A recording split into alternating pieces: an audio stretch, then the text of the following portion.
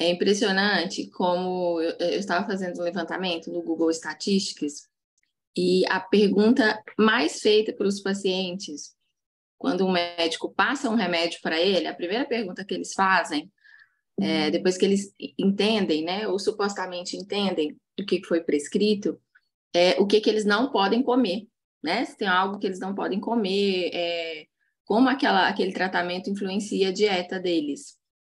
Então, achei muito interessante a gente colocar no início agora essa, essa contribuição da Laísa, que é especialista em nutrição clínica, em gestão de serviço de nutrição, né? E que está na frente de um serviço super atuante de nutrição clínica dentro do Encore. Então, muito obrigado, Laísa, e vamos começar. Bom dia, todos estão me escutando? Está me escutando bem? Sim, tá bom, o áudio está bom. Então, como me apresentou, me chamo Laísa, sou nutricionista aqui do Hospital Encore. E desde que entrei aqui, comecei a fazer essa aprimoração mais, me especializando na parte cardiovascular, por ser o nosso público principal, e acaba que as nossas demandas ficam muito mais intensas acima dessa especialidade. Eu vou estar falando um pouco sobre o consumo de gorduras e a saúde cardiovascular. Então, como que a gordura da nossa alimentação vai estar influenciando no nosso coração. Então, se fosse para deixar aqui um resuminho de tudo que a gente vai falar, é principalmente classificar e dar fonte mesmo de ácidos graxos, quais são as recomendações de acordo com essas DREs, qual seria de fato o impacto para a saúde cardiovascular e qual é o padrão de alimento mais ideal que aqui estaria entrando na dieta mediterrânea. Então, para a gente iniciar, né, o porquê de se falar em gordura e saúde cardiovascular. A gente tem visto aí que as doenças cardiovasculares estão entre as maiores causas de morte e incapacidade no mundo. Então, cerca de 18 milhões de óbitos por ano a gente tem no mundo e no Brasil uma média de 380 mil óbitos. Um número bem assustador, né? Principalmente para os últimos anos, que a gente tem focado tanto em pandemia, mas quando a gente olha o cenário, as doenças cardiovasculares elas estão bem à frente na taxa de mortalidade. E o risco dessas doenças, elas são basicamente aumentadas por causa de dietas não saudáveis, principalmente aquela com alto teor de sal, açúcares e gordura. Então, pensando em doenças cardiovasculares, qual seria o papel da alimentação na prevenção dessas doenças? Então, quando a gente fala de alimentação e saúde cardiovasculares, a gente vai ter alguns pilares. Um deles vai ser as fontes dos carboidratos, os simples e os complexos, o teor de sal da nossa alimentação, que também está muito direcionado para a nossa saúde cardiovascular, as vitaminas e minerais, que vai estar funcionando como reguladora dessa saúde, e as gorduras, que é o que a gente vai estar focando aqui nessa aula. Então, o que seriam as gorduras? O que seriam os lipídios? Os lipídios são moléculas que elas vão estar funcionando como combustível para o nosso corpo, então combustível celular. Então, ela é uma fonte concentrada de energia e que é essencial para a produção de hormônios e para a absorção de algumas vitaminas que a gente chama elas de lipossolúveis, que é a vitamina A, a D, a E e a K. Quando a gente fala que ela é essencial ali, como combustível, é porque 1 grama da gordura ela se equivale a 9 quilocalorias. Comparando o carboidrato e a proteína, que são apenas 4 calorias, a gente vê o quanto teor de calorias 1 grama de gordura ela vai ter. Por isso, é tão importante essa alimentação estar equilibrada com essa quantidade de gordura. E quais são os tipos de gorduras que a gente tem disponível hoje? A gente vai ter a gordura saturada, que basicamente é uma das gorduras que tem uma capacidade de afetar negativamente a parte cardiovascular. As insaturadas, que são as mono e as poliinsaturadas, onde vai estar alguma delas entra como cardioprotetoras, e a gordura trans, que é uma gordura que foi criada para fins de indústria, onde ela vai dar uma melhor característica nos alimentos, sabores e consistência. Quando a gente começa a falar de gordura saturada, o que seria essa gordura saturada? Normalmente são gorduras que são sólidas em temperaturas ambientes, onde eu vou encontrá-las em carne, laticínios, alguns óleos vegetais hidrogenados que são produzidas de formas artificialmente. Qual que é a característica química nela que forma essa gordura saturada? Normalmente ela possui somente uma ligação simples entre os átomos de carbono. Então, quando a gente olha para a estrutura aqui dela na lateral, ela é uma estrutura bem simples de uma gordura sem duplas ligações. E qual a função? Ela fornece energia para o nosso corpo, até porque ela é extremamente calórica, atuando nessa formação de hormônios, e ela favorece também na elevação de HDL no sangue. Por isso que ela vai apresentar um potencial risco de doença arterial coronariana. Então, quando a gente pensa na saturada, como ela eleva esse HDL, o consumo dela vai ter que ser mais controlado.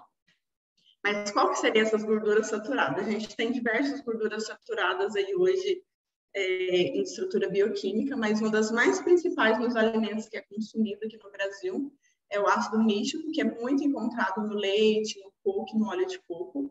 O ácido palmítico, que é presente aí nas carnes e no óleo de palma, sendo o palmítico um dos maiores gorduras com capacidade ali de fazer alteração cardiovascular. O ácido láurico, que é encontrado muito também no coco e no óleo de coco. E o esteárico, que é muito presente também em carne, peixes, cereais e laticínios. Visto que a gordura saturada ela tem função positiva no nosso corpo, que além da parte energética, também hormonal, o que mais nos preocupa aqui é a capacidade dela de estar aumentando o HDL. Porém, a gente tem ali uma recomendação de segurança para esse consumo. Para indivíduo saudável, a recomendação é até 10% das nossas necessidades diárias. Já para aqueles indivíduos que já têm um risco de doenças cardiovasculares elevados, ou para paciente que tem o triglicérides aumentado, a quantidade ideal é que ele vai variar de 5% a 7% por dia. Agora, quando a gente entra aqui nas gorduras insaturadas, diferente das saturadas, que a forma presente dela na natureza é mais sólida, a insaturada ela vai ser encontrada mais em formato líquidos, mais em temperatura ambiente. E qual que é a função dela? Ela participa de processos relacionados à nossa redução de colesterol ruim. Então, por isso que ela é muito chamada como gordura boa. A gente encontra muito ela em alimentos de origem vegetal, chia, linhaça, algumas castanhas e em peixes também. Só que a gordura insaturada aqui, ela vai ser dividida em monoinsaturada e poliinsaturada, que é onde vai mais ter esses benefícios cardiovasculares. Quando a gente olha para a molécula dela aqui ao lado, qual que é a diferença da gordura saturada para a insaturada? A insaturada ela já vai ter dupla ligação na estrutura química dela. Por isso, tais benefícios são aplicados a ela. Então, quando a gente fala aqui em monossaturadas, é um dos tipos de gordura, ela vai possuir essa dupla ligação, foi o que eu falei anteriormente, na sua estrutura bioquímica, e ela vai ajudar a reduzir os níveis de colesterol, que seria o colesterol ruim do sangue, que é o LDL, então reduzindo esse risco de doenças cardiovasculares. Ela também vai ajudar na formação de células do corpo. Elas vão estar presentes principalmente nos óleos vegetais, como o azeite de oliva, principalmente no extra virgem, óleo de canola, no óleo de amendoim, no gergelim, amêndoas nas nossas castanhas e semente de girassol e o nosso abacate também. A gente também vai ter a gordura poliinsaturada, que é muito chamada como as trufas. Então, a estrutura bioquímica dela também vai apresentar essas características de dupla ligação. A localização dessa dupla ligação vai depender muito de qual ácido graxo a gente está falando, se é um ômega 3, 6 ou 9. Então, de acordo com a relação do 3, 6 ou 9, está relacionado a onde essa dupla ligação vai estar presente. Então, qual que seria ali a função dessas gorduras poliinsaturadas? Elas vão estar auxiliando diretamente ali no controle de níveis do LDL e do HDL. Então, por isso que vai ter uma ação de prevenção de doenças cardiovasculares, neuromotores também, e é uma excelente fonte de energia para o nosso corpo. Então, onde a gente vai encontrar? No óleo de girassol, a gente tem uma quantidade também de poliinsaturada, o óleo de soja de linhaça, as nozes, semente de linhaça nos peixes, os famosos ômegas, e no óleo de canola. Quando a gente entra aqui no assunto das gorduras poliinsaturadas, a gente começa a entrar na discussão dos famosos ômega 3, onde a gente confere os maiores benefícios para a saúde vascular. acho que falar numa aula de gordura sem falar de ômega 3 seria estar deixando ela incompleta. O ômega 3, ele daria uma aula completa só dele. A gente vai tentar falar de uma forma mais resumida, mas que entre bem dentro dele. Então, o ômega 3 é um tipo de gordura, né, poliinsaturada, e onde ela não é produzida pelo nosso organismo. Então, 100% da nossa ingestão precisa ser pela alimentação. E onde eles são encontrados? Em peixes de águas frias, que normalmente é o salmão, a sardinha, e a gente também tem alguns produtos de origem vegetal, como óleo de linhaça e a linhaça. O ômega 3 é dividido em 2 formatos de ácidos graxos, que são o EPA e o DHA. Qual seria a diferença deles? O EPA ele vai conferir maior proteção cardiovascular e já o DHA ele vai trabalhar mais em desenvolvimento do cérebro, no sistema visual e na saúde materna infantil. Então, por que é importante a gente entender essas duas diferenciações dos ômega, do ômega 3? Porque, de acordo com o nosso objetivo, a gente tem que entender qual o tipo de ácido graxo que a gente vai querer mais elevado nesses ômegas. Então, quais são as principais funções dele? Reduzir colesterol e triglicéridos no sangue, isso a gente vê com muita eficiência na parte clínica. Redução de pressão arterial, tem um poder anti-inflamatório excelente. Também ele vai estar auxiliando ali na agregação plaquetária e na melhora de função endotelial. Então, quando a gente olha ali para o ômega 3, eu vou falar um pouquinho mais aqui do EPA, que está mais ligado ali à saúde cardiovascular, onde a gente vai ter uma quantidade de benefícios muito maiores. Então, qual é o benefício direto do ômega 3 ali com a saúde cardiovascular? Primeiro que ele vai produzir uma inibição de agregação plaquetária, então vai ter um efeito trombótico ali nessa inibição de agregação. Tem um benefício de efeito cardiovascular com a relação de ômega 3 de 0,8 a 0,9 gramas por dia ali na dieta de 2.000 calorias. Essa quantidade aqui é relacionada ao EPA. É muito importante quando a gente for prescrever ou sugerir esses ômegas, que essa relação ela esteja bem redondinha, porque senão a gente não vai ter todos esses benefícios que o ômega pode propor. Ele também possui uma ação inibidora de secreção de VLDL no fígado, onde vai inibir a síntese hepática de triglicéridos. Então, se eu tenho menos lipídio disponível no fígado para a produção de VLDL, eu vou ter uma redução do triglicéridos ali na corrente sanguínea. Também eu vou estar estimulando o transporte reverso do colesterol, favorecendo sua captação pelo fígado e na via biliar. Por isso, essa redução é importante no colesterol. Vai ter uma estimulação também de vasodilatação. Tem alguns estudos aí que ainda está numa fase mais inicial, que ainda não está tão robusto, onde trabalha também esse ômega 3 rico em EPA como antiarrítmico. Eles falam muito a respeito do seu efeito direto com os canais iônicos, principalmente com a modulação do tônus anatômico. Então, ele vai melhorar a variabilidade da frequência cardíaca. Então, vai ter uma redução ali na frequência cardíaca basal e limitação da arritmia de perfusão. Então, é uma nova também, novos estudos estão sendo feitos nessa área, em que muitos estudos já até traz muita segurança, mas ainda não o suficiente para prescrição de suplemento para esse efeito antiarrítmico. Então, eu trouxe alguns estudos para a gente falar um pouquinho de ômega 3, mostrando nele seus benefícios na saúde cardiovascular. Uma meta-análise foi muito famosa em 2017, quando ela foi publicada, onde seu objetivo é analisar a associação entre o EPA e o DHA relacionado ao risco de doenças crônicas cardiovasculares. A sua metodologia foi 18 estudos e ensaios clínicos randomizados, mais 16 de corte prospectivo, onde foi analisar alimentos e suplementos para pacientes com infarto, morte súbita cardíaca e pacientes com angina. Então, qual foi a conclusão desse estudo? Onde se encontrou-se essa relação de EPA e DHA que estava associada à redução do risco dessas doenças cardíacas coronárias, com benefício observado em população de maiores riscos. Então, quanto maior o risco de doença cardiovascular esse paciente tinha, maior era o benefício dele com a ingestão tanto de alimentação como a suplementação de ômega 3, sendo esse ômega mais rico no EPA.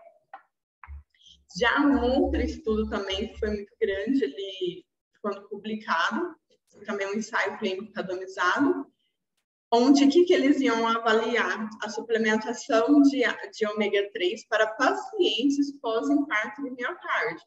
Então, o que esse estudo aqui encontrou já em divergência com o primeiro estudo? Ele não demonstrou benefícios na suplementação de ômega 3 em pacientes como se diz, naquele pós-infarto ali. Então, o que os autores tentaram justificar ali como possível resultado? Que essa população estudada, que é esse pós-infarto imediato, eles estavam em uso de medicamentos que sabiamente são mais protetores, como as estatinas, os beta-bloqueadores e os inibidores de ECA. Então, eles relacionaram que esse benefício estariam reduzido aqui nesses pacientes, porque eles já estavam usando essas medicações. Com isso, o ômega a gente tem que suplementar ou não, porque a gente tem diversos estudos falando que vamos suplementar, que é bom, funciona, ajuda, é cardioprotetor, e já tem outros suplementos que demonstram que não teve muita significância estatística. Então, os estudos a respeito da suplementação do ômega 3 para a saúde cardiovascular ainda é muito controverso.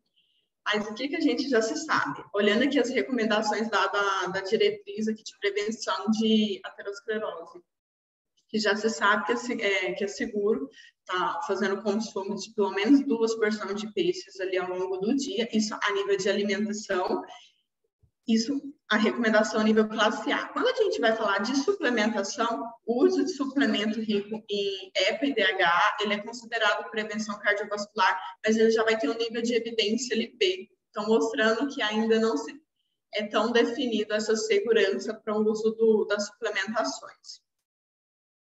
Mas vou suplementar. O que eu devo observar na suplementação de ômega 3?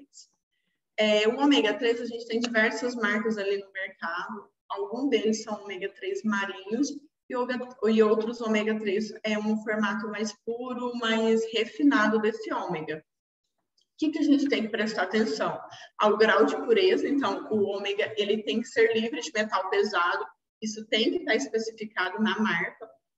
Não rótulo mesmo desse ômega, ou a gente vai acabar estando mais intoxicando nossos pacientes com esses metais. Também essa concentração de EPA e DHA. Qual que é a concentração ideal? Vai variar muito do objetivo. É para saúde cardiovascular? É para a parte neurológica, memória, função cerebral? É para gestante? Então, de acordo com o nosso objetivo, a gente vai saber qual a concentração que a gente tem que prescrever de acordo com EPA ou DHA. Embalagem, por a gente estar tratando de um óleo, ômega 3 com frasco, com cor claro, não dá para a gente confiar, não é confiável, visto que é um óleo e vai estar sofrendo oxidação. Então, a embalagem precisa ser escura desse ômega 3. Essa dosagem também. A gente foi lá e escolheu qual que a gente quer, se é o EPA ou o DHA, qual é essa relação, e também fazer essa dosagem de acordo com o meu paciente e o objetivo dele. O último guideline que saiu muito falando sobre gorduras e saúde do coração, foi em 2021, ele fala muito a respeito dessa suplementação, que foi exatamente o que eu falei, que esse consumo de ômega 3, mais comum como marinho, ele não tem um nível muito alto de indicação para proteção cardiovascular, porém esses ômegas 3 mais estratificados, que a gente ainda não tem ele disponível aqui no Brasil. Então, como encontrar esses ômegas para que tenha benefício para os nossos pacientes? Normalmente, a gente já consegue comprar muito deles de forma para a gente estar fazendo essa exportação. Eles em uma quantidade de 2 a 3 gramas por dia para esses pacientes com alto risco de doença cardiovascular, ele já vai estar apresentando um benefício. Trouxe aqui um posicionamento também esse último posicionamento que eu estava comentando a respeito do consumo de gordura e saúde cardiovascular, onde vai falar quais são os graus de recomendação de ácidos graxos para a saúde cardiovascular. Vai falar muito aqui sobre essa limitação das gorduras saturadas em até 7% das necessidades por dia dos indivíduos, grau de recomendação nível A, acho que isso já está bem definido, e para uma população geral até 10% é aceitável. Substituir parcialmente os ácidos graxos saturados por uma dieta poliinsaturada. algo que parece muito simples, mas que a gente tem que colocar isso na prática. Se a gente sabe que as gorduras saturadas elas estão relacionadas ao aumento de HDL, então a gente precisa fazer essa conversão, inserir mais essas gorduras poliinsaturadas na alimentação. Também tem um nível de evidência ali na já classe A. E também a gente vai precisar substituir os ácidos graxos saturados, né, pelo consumo desses ômega 3. Principalmente para pacientes com resistência à insulina, a gente vai ter um benefício muito maior. Outro grau de recomendação também que tem ali nível de evidência A, então trazem uma segurança maior, é a substituição dos ácidos graxos saturados por poliinsaturados para essa redução de doenças cardiovasculares, que é muito que a dieta mediterrânea ela vem nos falar, que essa troca, essa substituição, ela vai até ser cardioprotetora. Essas demais recomendações vai estar falando sobre o que a gente discutiu, sobre os ômega 3 e esse nível de segurança de suplementação ou não, que ainda não está tão em evidência, então não se tem uma segurança ainda para fazer essa prescrição para essa causa.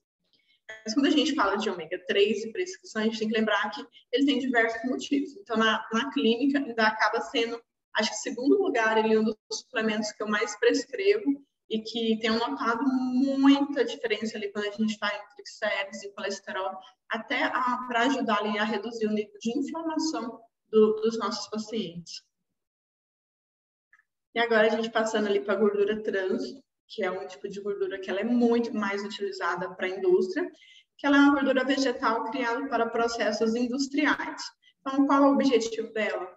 Conferir consistência, cor, sabor e viscosidade nesses alimentos. Ela vai ser encontrada em alimentos ultraprocessados mesmo, os biscoitos, por isso que eles são muito fofos, alguns muito crocantes, esses bolos prontos, margarina, pizzas congeladas, algumas massas instantâneas e o sorvete. Então, ela apresenta um alto teor aterogênico por sua robusta ação sobre aumentar colesterol mesmo. Então, ela é uma das gorduras mais perigosas quando o tema é gordura. Então, qual que é a recomendação para esse tipo de gordura? É exclusão da alimentação. Então, se tem uma gordura que a gente pode falar com tranquilidade que precisa ser excluída da alimentação, é a gordura trans. O Ministério da Saúde ainda traz ali uma porcentagem de 1% ali que pode estar presente na alimentação, mas como a gente sabe o quanto de malefício que essa gordura ela traz para o nosso corpo, o ideal mesmo é essa exclusão. Tem no nível de recomendação dessa exclusão e ao nível de evidência A. Então, falando em recomendação, como as últimas recomendações, eu trouxe 2 tipos de recomendações de 2 órgãos diferentes, mas para a gente ver que anda muito em conjunto. Então, a gordura trans, o ideal é ser retirada da alimentação mesmo, vendo todo o risco que ela confere ao nosso corpo, não só para a saúde cardiovascular, mas também para a visão, para a parte neurológica, e o quanto ela é inflamatória para o nosso corpo.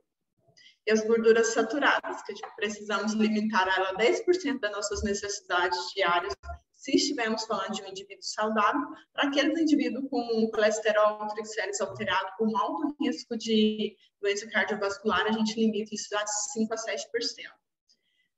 As gorduras monoinsaturadas, a gente vai ter em média delas de 15% do nosso PET, dividindo já elas com as gorduras poliinsaturadas. Uma das orientações ali de recomendações que eu uso muito para cálculo mesmo de necessidade de consultório é que da Sociedade Brasileira de Doenças Cardiovasculares mesmo, onde os nossos carboidratos estariam divididos ali a 50% do nosso BET. Parece uma quantidade muito alta, mas quando a gente emprega boas fontes de carboidrato, a gente consegue deixar uma dieta muito bem dividida, com muita qualidade. Proteína ali de 10% a 15%, isso em indivíduos que não fazem exercício físico, que não tem uma demanda muito aumentada de proteína. E as gorduras, a gente vai ter uma necessidade ali de 25% a 35%. Normalmente, essa faixa de segurança a gente vai utilizar ali dependendo muito do paciente que a gente está encontrando. Ácido graxo saturado, essa recomendação, como ela é direcionada para pacientes com alto risco cardiovascular, ela já traz aqui até 7% do PET. sendo de ácido graxo monoinsaturado até 20%, então ela já vai diferir um pouco da recomendação do Ministério da Saúde, e das poliinsaturadas até 10% do VET. Colesterol dietético com a limitação ali até 200 miligramas por dia, e sal, a gente não pode deixar de falar quando é proteção cardiovascular, de até 5 gramas por dia. Então, gente, expliquei um pouquinho de cada tipo de gordura que a gente tem presentes ali nos alimentos. Eu trouxe um pouquinho dos alimentos fonte dessas gorduras e que é muito falado aí na mídia, que é muito discutido, que eu tenho certeza que é um dos alimentos mais questionados em nível de consultório, de ambulatório. O primeiro, eu acho que a gente passou por uma fase de muito bom, é ruim, pressa, não pressa, que é o óleo de coco, que ele vai ter ali na composição dele 92% de ácidos graxos saturados. Mas que quando a gente fala ali que 92% dele é ácido graxo saturado, a gente já poderia terminar por aqui, né? Mas ele não é só ácido graxo saturado, a gente tem dentro desses ácidos graxos saturados, a gente tem o láurico, o místico, o palmístico, então a gente tem um mix ali de ácido graxo saturado nele. Porém, ele também vai ter um pouquinho do insaturado, mas ali sobrando menos de 8% é uma quantidade muito irrelevante para a quantidade de saturados que ele vai ter. Então, qual seria a função dele no nosso corpo? Ele tem uma capacidade inflamatória e ele vai estar fazendo um aumento de LDL em comparação com outras gorduras. Então, se a gente sabe que ele é uma gordura saturada, que aumenta LDL, que tem capacidade inflamatória, por que ele foi tão idealizado aí nos últimos anos na mídia? De fato, foi para dentro das casas, a gente começou a vender ele, inclusive, como óleo para cocção. A gente teve nos últimos anos uma errônea comparação ao óleo de coco e o TCM, que o TCM, por mais que ele é uma gordura saturada, que é um triglicerídeo de cadeia média, ele não tem a característica do TCM de aumentar a LDL e ele não causa inflamação. Como o óleo de coco, que é uma das fontes desse TCM, foi comparado com ele, então se começou a vender o óleo de coco com essa justificativa. Mas já várias associações começaram a se posicionar contra o óleo de coco devido a esse aumento de LDL. A gente tem a Associação Americana Cardiovascular, o próprio Conselho de Nutrição, ele vem nos falando que não há segurança do uso do óleo de coco de forma indiscriminada, como estava sendo, devido a esse aumento de LDL e a sua relação com a saúde cardiovascular. Trouxe aqui um grau de recomendação onde não se recomenda o óleo de coco para tratamento de colesterol, que era uma dos itens que era mais utilizado quando a mídia lançou, com o nível de evidência B. Então, a gente dá para utilizar óleo de coco? Dá para utilizar um óleo de coco como qualquer outra gordura saturada, com uma limitação muito grande na alimentação. E não como foi divulgado anteriormente, que até dentro do café a gente tinha a presença desse óleo de coco e também para cozinhar. Outros alimentos também, que acho que dentro do consultório tem um ranking da maior das questões essa diferença de manteiga e margarina. Então, o que seria essa manteiga? Né? Ela é formada a partir do creme de leite, ela mais de 50% dela ali vai ser de ácidos graxos saturados, mas uma parte dela também vai ter presentes os ácidos graxos insaturados. Em alguns estudos randomizados, em dietas isocalóricas, então em dietas normacalóricas, eles mostram que até 5 gramas por dia de manteiga não foi associado ao risco de doenças cardiovasculares. Então, nessa quantidade, a gente consegue usar com segurança, mesmo sendo uma gordura saturada. Já a margarina, que é um produto industrializado, que normalmente composto ali de gordura trans, ele é feito a partir de uma hidrogenação parcial de óleos vegetais. Então, ela é criada a partir de um processo químico, né? Um processo ali de gorduras vegetais. Seu consumo ali tem sido não indicado, até mesmo a sua ingestão ser excluída, por ela se falar em gordura trans. A gente já tem algumas margarinas aí no mercado que eles têm variado nesse tipo de gordura, que ela não é só gordura trans, e muitos deles até mesmo têm acrescentado alguns ômega, outros nutrientes, e coloca ali no rótulo como se ela tivesse benefício para a saúde cardiovascular. Mas a gente não pode deixar de esquecer que continua sendo uma margarina, continua sendo uma gordura hidrogenada e continua sendo uma das piores gorduras quando a gente fala em saúde cardiovascular. E que não é acrescentando ômega ou algum outro nutriente que ela de fato vai ter a proteção cardiovascular. Então, como orientar nossos pacientes? Qual que é melhor na nossa alimentação? A manteiga ou a margarina? Pela sua composição nutricional, a manteiga ela vai conferir uma melhor composição, porém, no consultório eu utilizo muito a manteiga ou requeijão, ambos vai ter ali um pouquinho de gordura saturada, então eu deixo bem dividido, de acordo com os hábitos do paciente mesmo. Outro alimento é o ovo. Aqui a gente já passou por uma fase que o ovo era muito ruim, que o ovo era vilão, a gente já conseguiu desmistificar esse vilão aí que colocaram em cima do ovo. Por que hoje o ovo é tão defendido e teve um momento que ele foi tão crucificado, né? O ovo é fonte alimentar de colesterol. Então, tinha aquela questão que o ovo aumenta o colesterol, que o paciente com colesterol que podia consumir o ovo estaria descompensando, mas, em compensação, ele é pobre em ácidos graxos saturados, ele vai ter uma alta densidade nutricional, sendo considerado uma das fontes proteicas mais completas que a gente vai ter. Tem um baixo custo. Em 50 gramas do ovo, a gente vai ter ali 7,5 de gordura. Então, tem um teor alto de gordura, mas que apenas 1,6% de gramas ali desse ovo vai ser de gordura saturada. Monoinsaturada, a gente vai ter 1,8 gramas, e de poliinsaturada, a gente vai ter 0,9 gramas. Uma média ali de 200 miligramas de colesterol no ovo. Então, o ovo, a gente tem diversos benefícios, principalmente pela qualidade proteica que ele vai ter. Tem um aminograma excelente, que é difícil a gente encontrar isso em um outro alimento de fonte proteica, mas o seu consumo ele deve ser controlado e moderado ali por causa dessa quantidade de colesterol. Tem outra questão também que traz o ovo ali como muito um benefício, é a questão de ele ser rico em colina, que é um nutriente essencial para o fígado e para a saúde muscular. Trouxe também 2 artigos onde vai mostrar essa segurança no consumo de ovo para pacientes cardiovasculares. Um deles é uma meta-análise, onde se fala sobre o consumo de ovos e risco cardiovascular e mortalidade por suas causas.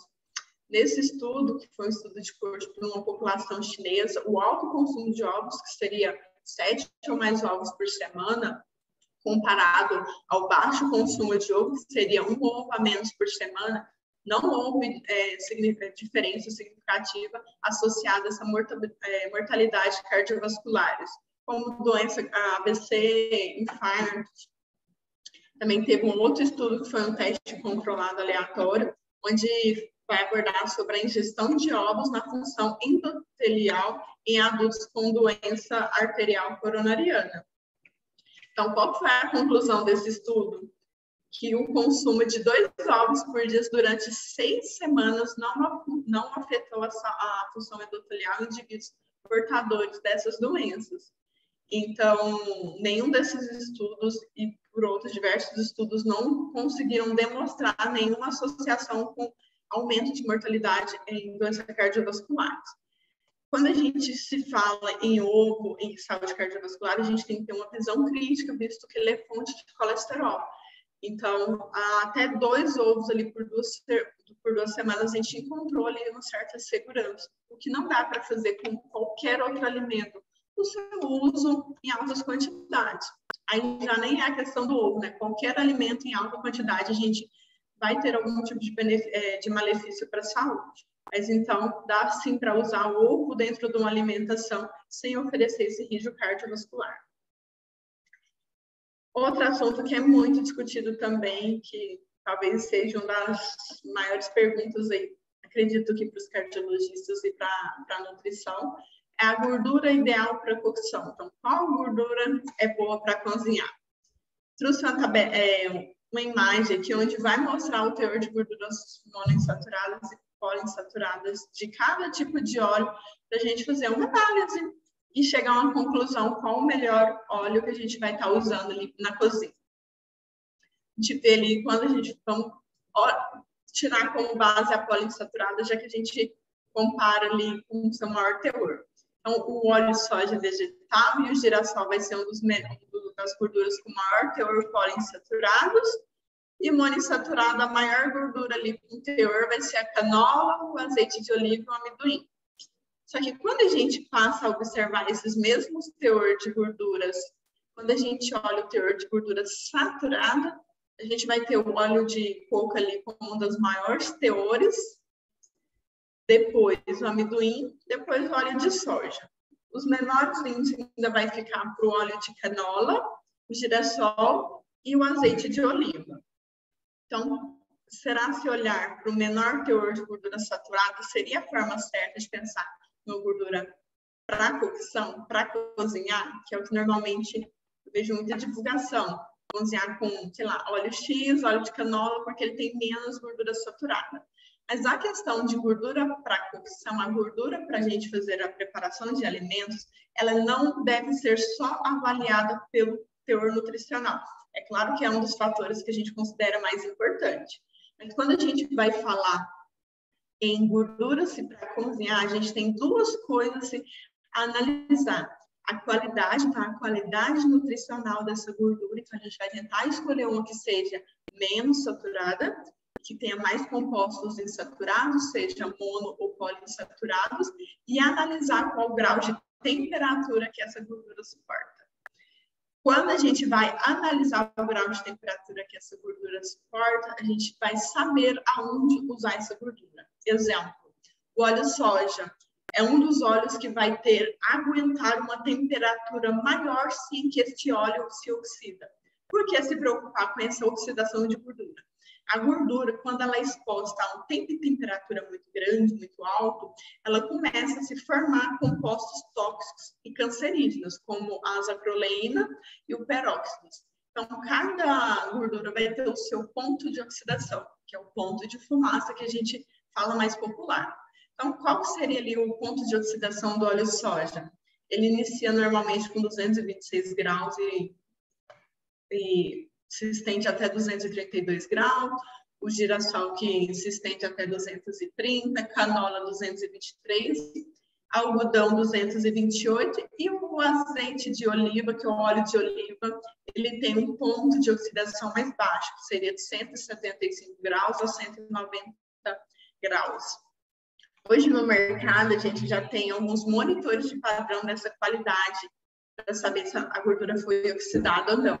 Trouxe aqui do lado uma imagem onde mostra esse padrão. Ele é muito utilizado mais a nível de indústria, de comércio, de panificação, para fritura de salgados. Onde, como a gordura ela fica bastante tempo ali exposta, ela não é descartada a cada preparo, é necessário avaliar essa oxidação desse óleo para saber se já teve formação de compostos tóxicos ou não. Então, pensando nisso, quando a gente olha ali para a temperatura, para tempo, para qualidade, qual seria a gordura mais ideal para alimentação? O azeite, por incrível que pareça, mesmo sendo uma das gorduras que tem a capacidade de ser submetida à temperatura de forma a uma temperatura menor, ele ainda é o melhor tipo de gordura para cocção, para preparar os alimentos.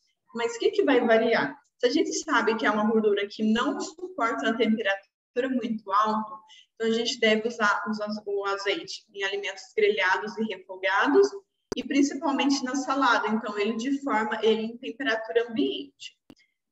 É ideal fazer uma fritura com azeite? Não, é um óleo que não tem uma capacidade, que não suporta uma temperatura muito grande. Como que a gente consegue fazer frituras com azeite? A gente tem vários tipos de azeite no mercado, o virgem e o extra virgem. O azeite virgem, ele é menos recomendado para o seu consumo em temperatura ambiente, mas para frituras, para para a cocção, ele tem uma capacidade melhor de sofrer alteração com essa oscilação de temperatura. Então, o ideal para fritar aqui é engraçado que é um pouco contrário ao que a gente vê muito ali quando a gente fala em qualidade dos óleos. Os óleos mais ricos em gorduras poliinsaturadas, como o óleo de milho e girassol, quando a gente vê ali no grau de insaturados, eles são os mais ricos, né? Eles produzem mais aldeídos, então quer dizer que eles produzem mais substâncias tóxicas quando colocado em altas temperaturas. Então, a gordura saturada, ela se torna mais resistente ao calor. Ela forma menos toxinas, menos compostos cancerígenos quando submetidos ao calor. Então, o que isso quer dizer? Qual que a gente vai usar? Eu costumo falar muito que é para casa, quando a gente vai usar em casa, o azeite ainda é o mais ideal, mas a nível de indústria, a gordura saturada, ela vai transmitir mais segurança para essa fritura. Por isso que o seu consumo deve ser muito mais controlado quando a gente vai comer fritura fora de casa. Porque o salgado, o pastel, aquele que é mais crocante, mais sequinho, normalmente eles são fritos em gorduras saturadas. Outro alimento aí que tem uma certa, que é bem famosinho também no grupo das gorduras, é a banha de porco.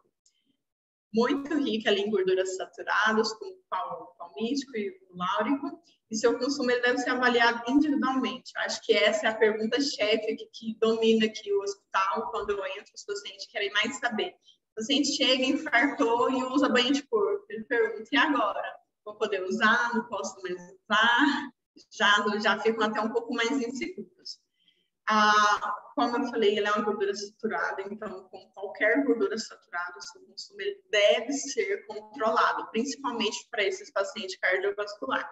Só que por ser um alimento que quando usado, ele já tem uma parte cultural muito inserida, o seu consumo ele tem que ser avaliado indivíduo por indivíduo, paciente por paciente. Por quê? Muitos desses pacientes, eles têm um alto consumo de gordura poliinsaturados. A gente também tem que olhar ali o tipo de carboidrato que esse paciente mais utiliza. Então, se ele usa muito carboidratos complexos, um teor de gordura poliinsaturado mais alto na dieta, não é a banha de porco que vai fazer mal. Só que, normalmente, para esses pacientes cardiovasculares, eles já têm um perfil de ser paciente que tem uma alimentação não muito regulada. Então, nesse caso, a banha de porco ela deve ser contraindicada. Então, é muito caso por caso. Não dá para a gente generalizar a banha de porco como boa ou como ruim, como quando a gente pesquisa aí, é o que a gente mais mostra. Ou ela como a excelente gordura, ou ela como muito ruim. Mas quando a gente fala de banha de porco, não tem como a gente não falar que ela é uma das gorduras que suporta melhor altas temperaturas, como eu falei no slide passado. A gordura saturada, ela tem uma resistência à temperatura maior e ela tem maior resistência à oxidação e formação de toxinas. O que isso quer dizer? Que mesmo quando é levado a alta temperatura, ela demora um tempo maior para a produção dessas toxinas. Trouxe aqui uma tabelinha mesmo de composição nutricional da banha de porco para a gente conseguir ver ali essa diferença ali de teores de gordura dela. Então, ela vai ter quase metade dela ali de gorduras saturadas, mas ela também vai ter um teor significativo de gorduras monoinsaturadas. Também riquíssima em colesterol. Mas um dos motivos que o seu consumo ele deve ser mais controlado e analisado com bastante individualidade. Qual que é uma das questões que eu mais pego aqui no dia a dia com a banha de porco? A quantidade. Por isso que normalmente é uma das gorduras que eu encontro em consultório. Por quê? O paciente chega para você e fala, não, eu consumo pouco, mas quando você vai avaliar um pouco dessa banha de porco, costuma ser uma quantidade muito elevada. A gente viu que é uma gordura que tem um teor calórico muito alto, um teor de gordura muito alto. Então, tem que ser analisada a quantidade, principalmente porque é muito difícil você ver alguém que de fato usa pouca dessa gordura, porque ela é uma das gorduras que mais confere sabor ao alimento. A comida que é preparada com essa gordura, ela realmente vai ter um sabor muito diferenciado. E A gente falou aqui muito de alimentos que hoje é muito difamado na mídia, ricos em gorduras saturadas ou não, mas a gente também tem um padrão de alimentação que é cardioprotetora. Ela é muito chamada como dieta mediterrânea. Lembrando que dieta mediterrânea, ela é com mais um padrão alimentar, não só basicamente na dieta, e ela vai falar muito além do que o consumo de gordura. Mas o que mais chama atenção nessa dieta mediterrânea é a associação dela com proteção cardiovascular. Mas quando a gente olha para a característica dela, fica fácil de entender por que ela vai conferir essa saúde cardiovascular. Quais são as principais premissas dessa dieta mediterrânea? É o azeite e o óleo de abacate como principal fonte de gordura. Então, a gente já sabe que o azeite é uma excelente fonte ali de gordura poliinsaturadas, que tem um efeito ali mesmo cardioprotetor. Quantidade moderada de frangos, ovos e peixes por causa dessa gordura saturada. E os queijos e iogurte como principal fonte de laticínios. Então, por mais que o consumo ali desses alimentos é moderado, quando consumidos são queijos e o iogurte, que vai conferir ali não só na questão de gordura, mas outras vitaminas essenciais que a gente vai encontrar nesses alimentos. Nessa dieta mediterrânea, a gente encontra um baixo consumo de alimentos processados, que talvez, acredito que seja um dos maiores associação com essa proteção cardiovascular. Então, o que isso quer dizer? Que se eu consumo menos alimentos processados, eu vou ter menos gordura trans na minha alimentação também. Uma das gorduras que pior tem sido relacionada ao coração. Uma quantidade limitada também a carne vermelha e doce. Então, eles não têm o hábito desse alto consumo de carne vermelha como nós temos. Então, por isso, um dos maiores efeitos ali cardioprotetores. A carne vermelha, ela é riquíssima em gordura saturada, então a gente sabe que o seu consumo tem que ser moderado e não excluído da alimentação desses pacientes com risco. Claro que a gente tem algumas formas de colocar essa carne vermelha na alimentação com mais segurança, tirando aquela gordura aparente, evitando-se consumo de gorduras de carnes que têm um teor elevado dessa gordura entre o alimento. E principalmente ao baixo consumo de carboidratos simples que tem no padrão de dieta mediterrânea.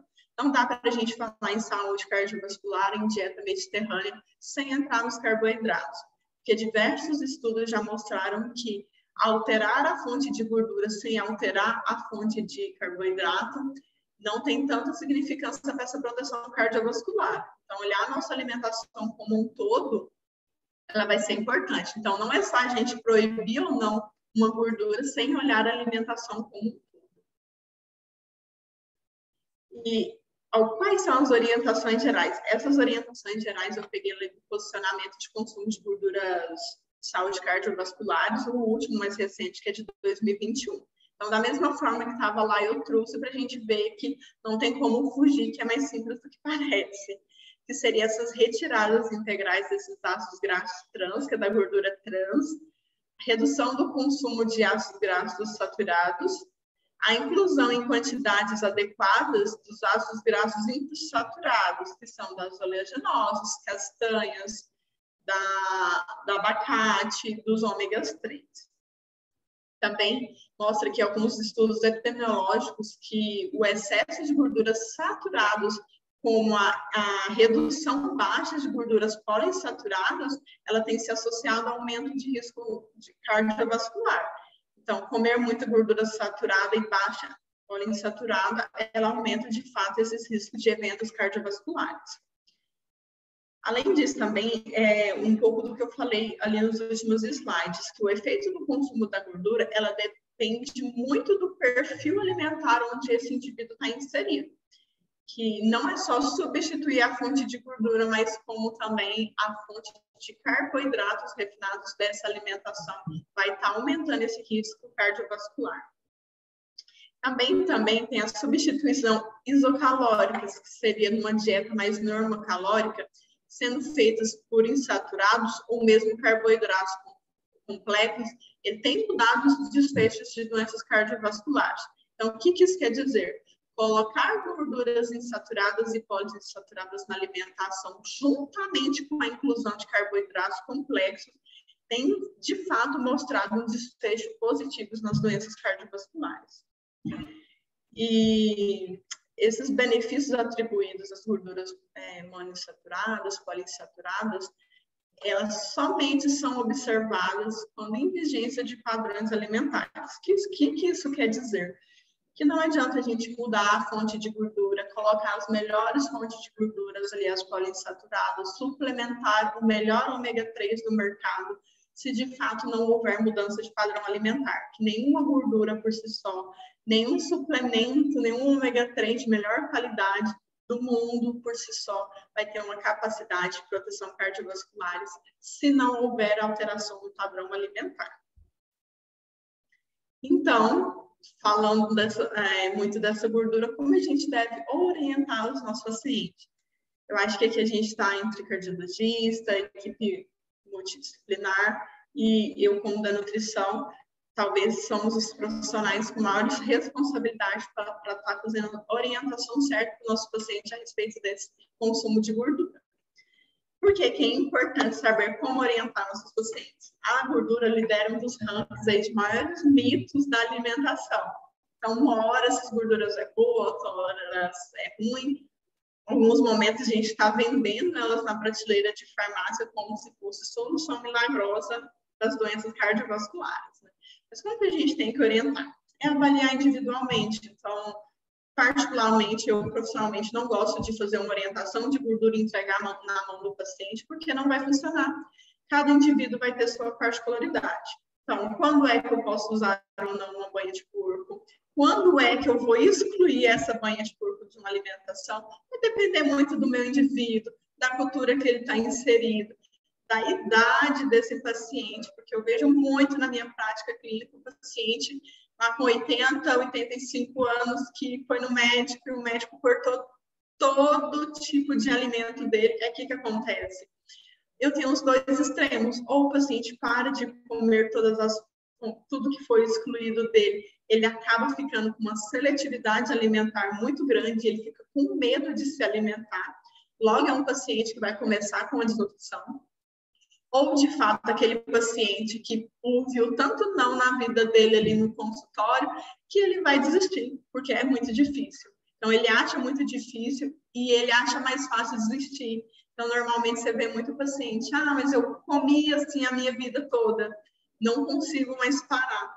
Então, toda orientação aos pacientes, a gente tem que entender com qual paciente a gente está falando, o nível de entendimento, o nível socioeconômico, porque algumas mudanças a gente tem que entender que a gente não vai poder fazer de um dia para a noite de forma muito grande. Então, avaliar individual, saber qual paciente está lidando para fazer essa orientação. Por mais que a gente saiba que algumas gorduras a gente deve reduzir e outras aumentar, a gente deve entender com qual paciente, com qual indivíduo a gente está lidando e como é que ele está inserido nesse mundo. Eu sempre, quando o assunto é gordura, que é um dos temas muito gerado polêmica, os pacientes são muito inseguros com o consumo, eu sempre falo. Tem dúvida, vê que é um paciente que ou vai ser aqueles extremistas, que ou vai desistir porque vai achar muito difícil, ou aquele paciente que é muito metódico e vai tentar seguir, vai ficar muito ao extremo e vai acabar vai excluir tudo da alimentação, eu sempre oriento. Encaminha para o nutricionista, porque, querendo ou não, é o profissional que vai conseguir sentar, vai conseguir avaliar em qual contexto esse paciente está inserido. A gente vai conseguir avaliar quais pós e contras de deixar os tipos de gordura na alimentação, sem que isso traga qualquer tipo de transtorno para o paciente e, acima de tudo, a gente vai conseguir, de fato, ter uma proteção cardiovascular. Então, dentro do assunto, é isso que eu queria trazer. Eu quero ouvir de vocês se ficaram alguma dúvida, se tem alguma coisa aí desse tema que eu deixei de passar, em que vocês ouvem muito.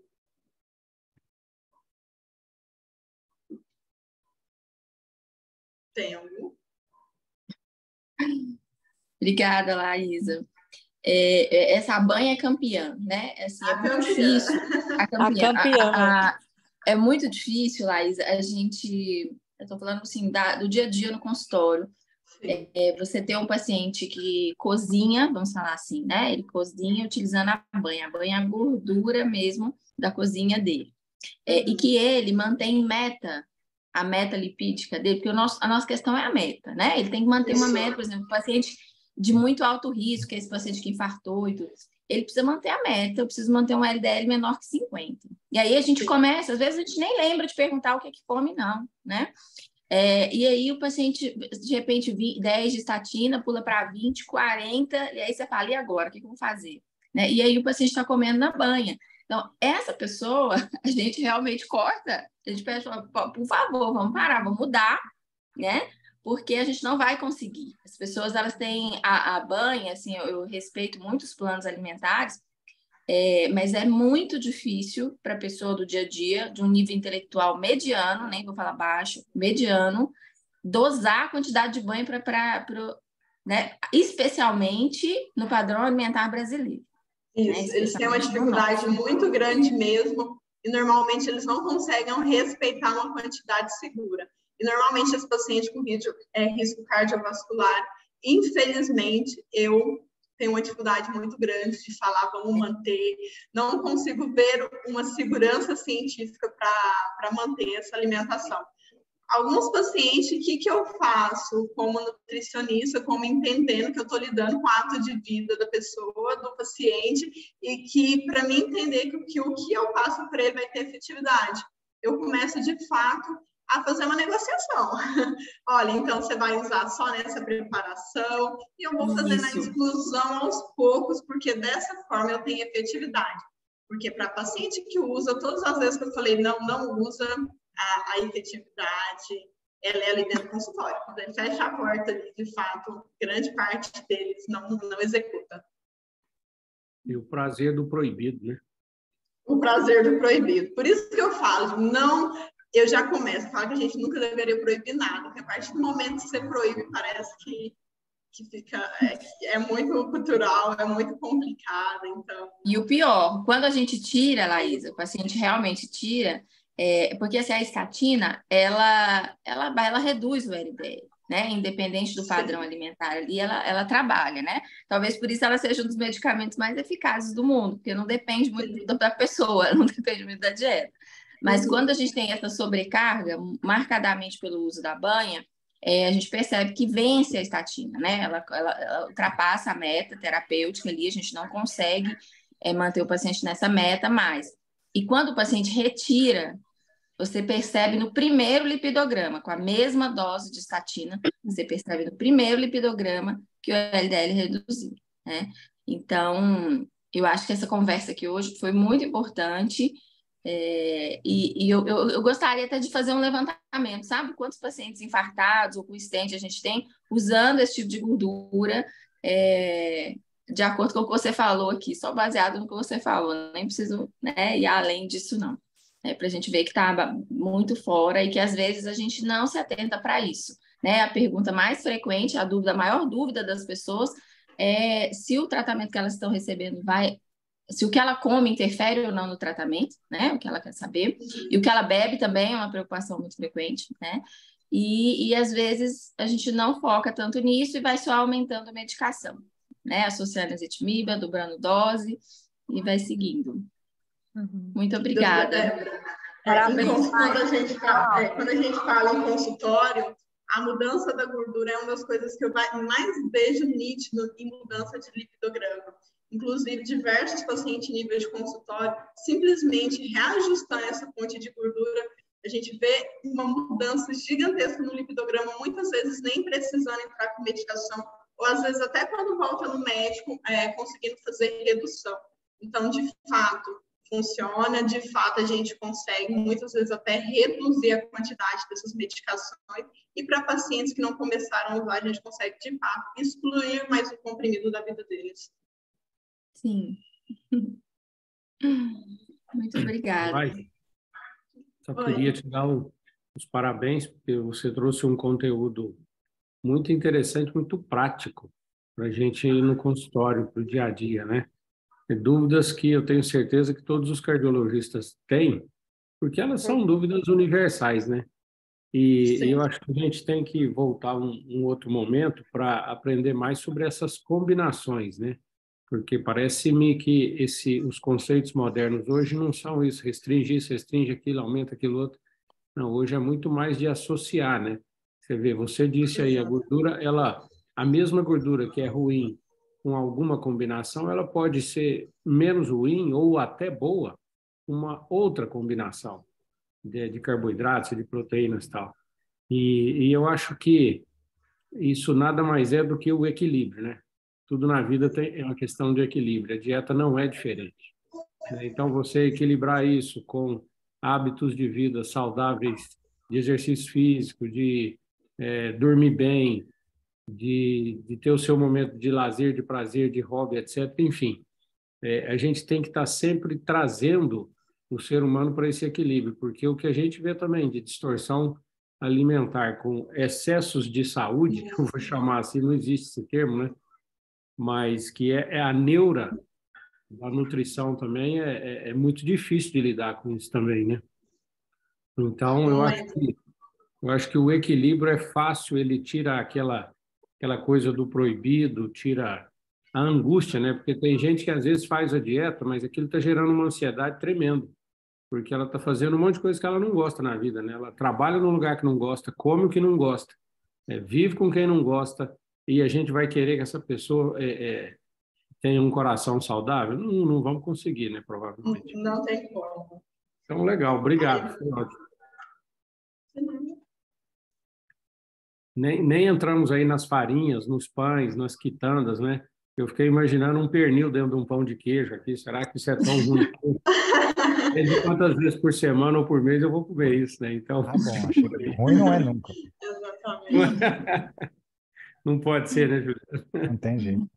Não, mas eu acho que o nosso papel aqui é mais orientar essa associação mesmo, porque para fazer exclusão de alimento, eu falo isso e acredito fielmente, nenhum paciente precisa de nós para excluir alimento. É só eles colocar lá no Google que eles vão aparecer uma lista do que pode e não pode.